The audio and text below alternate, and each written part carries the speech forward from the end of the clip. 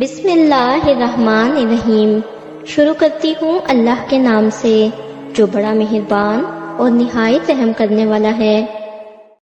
بچے اللہ تعالیٰ کی طرف سے عطا کردہ ایک نعمت ہیں، چاہے وہ بیٹے ہوں یا بیٹیاں، مگر بدقسمتی سے ہمارے معاشرے میں آج بھی بیٹے کو بیٹی پر فوقیت دی جاتی ہے۔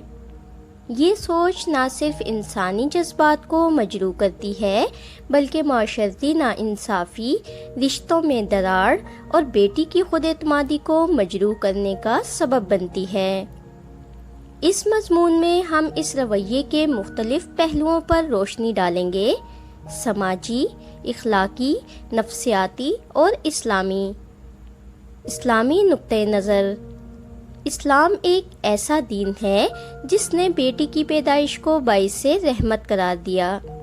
نبی کریم صلی اللہ علیہ وآلہ وسلم نے فرمایا، جس کسی کی 3 بیٹیاں ہوں اور وہ ان کے ساتھ حسن سلوک کرے، ان کی پرورش کرے، ان کی شادی کرے تو وہ اس کے لیے جنت کا ذریعہ بنیں گی۔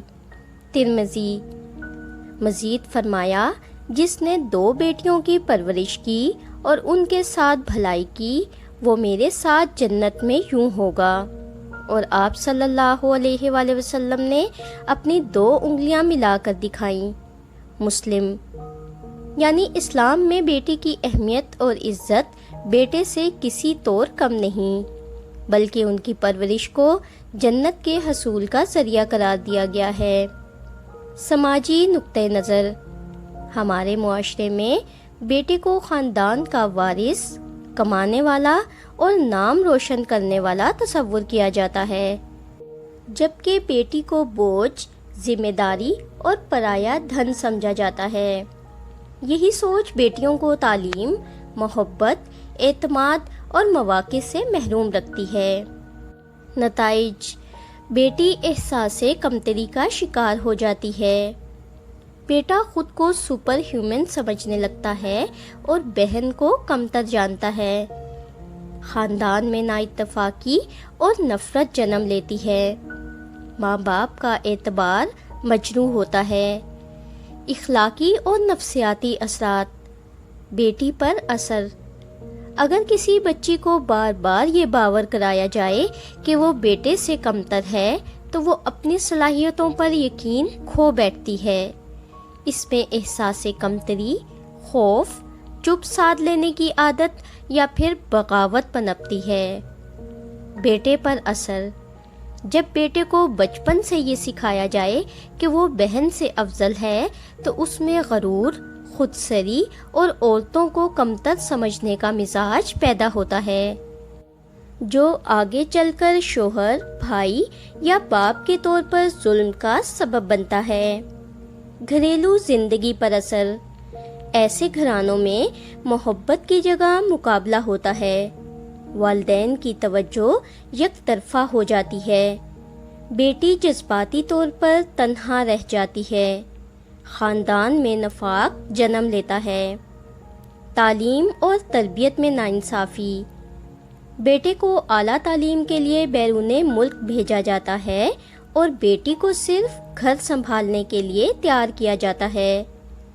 بیٹے کی ہر خواہش پوری کی جاتی ہے، جبکہ بیٹی کو کہا جاتا ہے، لڑکیاں اتنا نہیں مانگتی، تمہیں تو کل پرائے گھر جانا ہے۔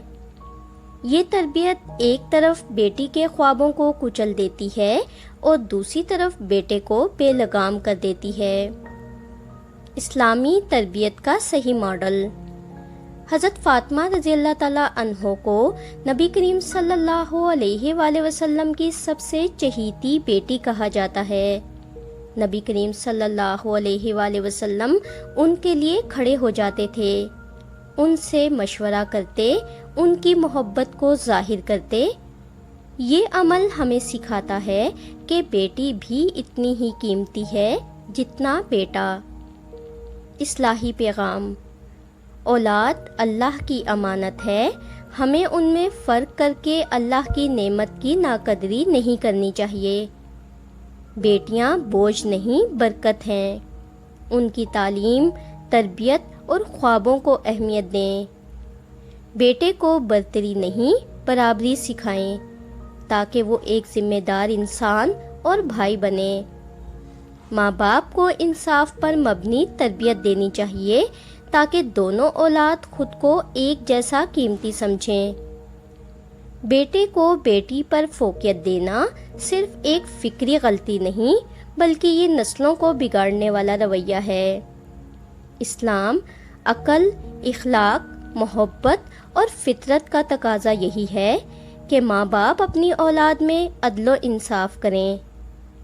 یاد رکھیں، ماں باپ اگر خود اپنی بیٹی کو کمتر سمجھیں گے تو دنیا اسے کیا سمجھے گی؟